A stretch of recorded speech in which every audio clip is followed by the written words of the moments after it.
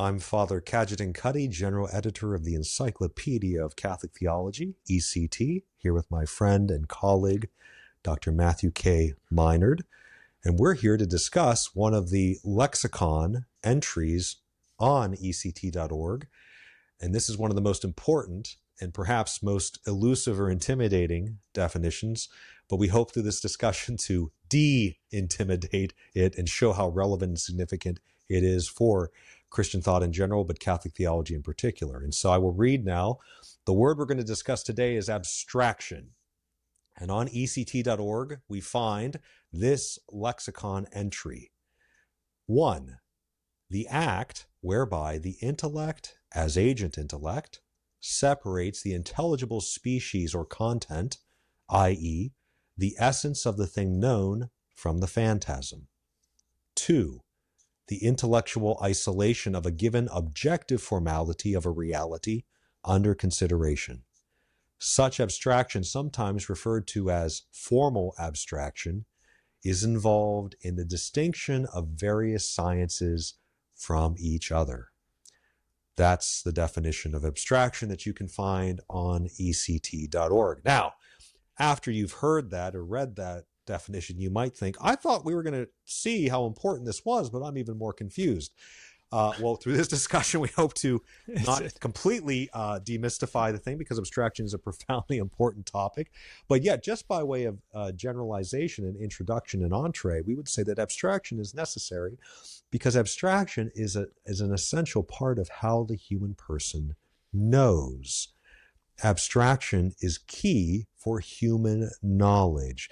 The dematerialization of something that we know, a reality that we come in contact with. I joke with my students, if we didn't have abstraction, then we would have the Goliath problem. What is the Goliath problem? Where instead of knowing what a rock is in an immaterial, an abstract way, you would have the physical rock in your head, and that's called the Goliath problem. So abstraction saves lives, because it enables us to know something like a rock in a way that's spiritual and therefore doesn't have to physically reside within us. So even though it's a word which is often intimidating to us, it need not be. It refers to the conditions and the processes by which human understanding and knowledge occurs. Second thing, and then I'll turn it over to Dr. Meinard, a professional philosopher, for his further elucidation. Abstraction is a dignified reality dynamic. When we often say, well, you're being too abstract, sometimes we take that as an insult. But specifically speaking, abstraction is one of the dignities of substances that can operate on the rational plane. And so don't think that abstraction is a disadvantage. This is one of the great sublime privileges of rational knowers like human persons. Dr. Meinard, please let us discuss this. Add your further precisions and insights about this important topic. Yeah, I might take as my entree that last point you made, actually. Sometimes people think abstraction is this sort of photographing thing we do, right? We have experiences, there's changing reality, and we kind of slice it up, right? We have certain experiences of, I don't know, given, I hate to use these simple examples, but let's use a simple example so we don't confuse people. The botanist can know this or that kind of like white oak tree, right? And you can experience this or that tree, but then I get the white oak bucket and I sort of like stop reality and I throw the individual white oaks into that bucket. But abstraction is something much more profound. I mean, maybe to change the example from trying to understand what the nature of an oak tree is, let's think about justice. It's actually very hard to think about what is meant when we say that justice enables us to render to each person or institution what is owed to that person or institution. So what we have to do is we sort of stop and think about what it's like to pay debts, what it's like to, just show kind of general kindness to people because we owe that to them. What is it that we owe to our parents, to God, etc.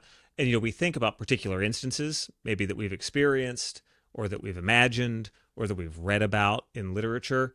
And we have this amazing ability to see the same thing in those instances which we imagine, right? At a certain point, you sort of say, in all those cases, the thing that I really find striking is the fact that the person choosing to be, kind to some stranger, or to be, because of their shared humanity, or to, take care of their parents in old age, or this or that other thing, just be a good citizen, is that they're repaying what is owed to this person. They're recognizing what's owed to this person or to this institution.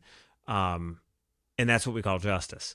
That's that process of taking from the individual cases a single essence, a single intelligible structure, hence what's called the intelligible species. We could think of it as something like the intelligible look that's specified, but what we're talking about. So it's not merely from the subject, but it's something objective primarily.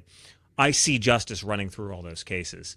And we have the immense ability to look at reality and find the sameness of the intelligible structure in the things that we know. And this gives birth to all the various sciences. This gives birth to really just our ability to navigate the world, right? A child starts out very early on trying to figure out what universals are, sometimes getting it really wrong, but trying to figure out how to navigate the world by understanding, okay, there are these intelligible things that I've experienced a whole bunch of times and I understand them a little bit now. So here's what I'm going to call them, right? That's a door. And if I walk into it, I'm going to hurt myself, right? And so, it's not something that's negative that makes life worse, that turns us into a kind of like mathematical machine that chops reality up. It's the light of the mind. It's the light of the spirit illuminating multiplicity to see therein the intelligence, the intelligibility that's stamped upon it.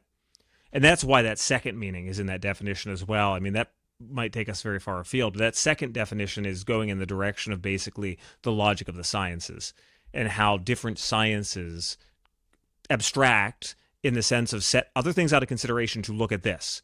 If I'm doing botany, and I'm not doing psychology, right? I'm considering living beings that are plants, and I'm really concerned just with plantness, right? And I'm really focusing on that. And we could do this for all the various branches of knowledge, and of course we could do this with as well the philosophical disciplines, theology, etc. To abstract in the sense of to focus on this intelligible formality and to set the other ones out of consideration, precisely so that we can actually understand what's at stake. Again, it's not just because we want to kind of cut reality up, take the life out of it and kill it. It's so that we can truly be united with reality. Our intellect is able to focus in on things, so to speak. Yes, and that's a key point that we want to emphasize again and again and again throughout any discussion, is that the dynamics of human understanding do not frustrate human understanding. As tautological as that may sound, no, abstraction does not hinder contact with, union with the real, but facilitates union with the real. It's because the light of the human intellect, God has enabled us through abstraction to know things, not just this tree and that third tree, but even treeness, and to recognize treeness in this tree and that tree and this third tree. And it's fascinating that what we're talking about is not a skill set that you got to teach little kids how to do. This is something, to go back to what you said earlier, this is innate in human powers of intellection, of human powers of knowing, the power of abstraction coming from the intellectual light of the human rational soul. This is a gift from God. Yeah, no, absolutely. And I think it actually shouldn't be scorned. I mean, I know I keep coming back to that, but my students joke, they say sometimes you're too worried about things that are going on online. But I try to keep my finger on the pulse where discussions are going. And there are some discussions that remind me of the old arguments against abstraction, right? That this is a way of so to speak, getting out of touch with reality, right? You need to be holistic, not cutting reality up like this. But that's not what this is about, actually, in a certain sense.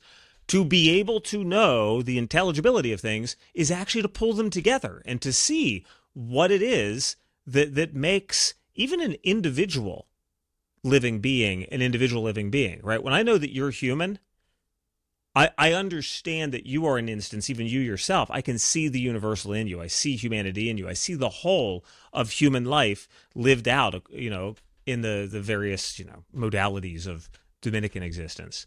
So it enables me to know you in your wholeness better, even as an individual. So I guess I'm coming back to that for whatever reason this evening. Welcome to after a long work day where this video is gone. But abstraction is something, like you said, is a gift. It is the light of intelligence stamped on us by God. It is the unique one of the unique actions. There are other actions or operations we have as spiritual beings, but it is at the root of what it is to be a spiritual knower who can be united to other beings and to articulate them, in a way that is not like just the rock hitting you in the head or the cup burning your hand, right? That you can be present to other things in a way that's not merely material. It's the root. Intelligence is the root of liberty, and it's therefore too the root of love. Amen. Without abstraction, you can't have intelligence, you can't have love, and you can't have Catholic theology or even salvation. Ultimately, at least movements towards science is predicated off of oriented around salvation. So this has been a discussion about a very significant topic, one which will, in future videos, even about other topics, abstraction will make another appearance because of its great importance here. And so we thank you for your support. We thank you for viewing, and we look forward to seeing you in a future Lexicon discussion.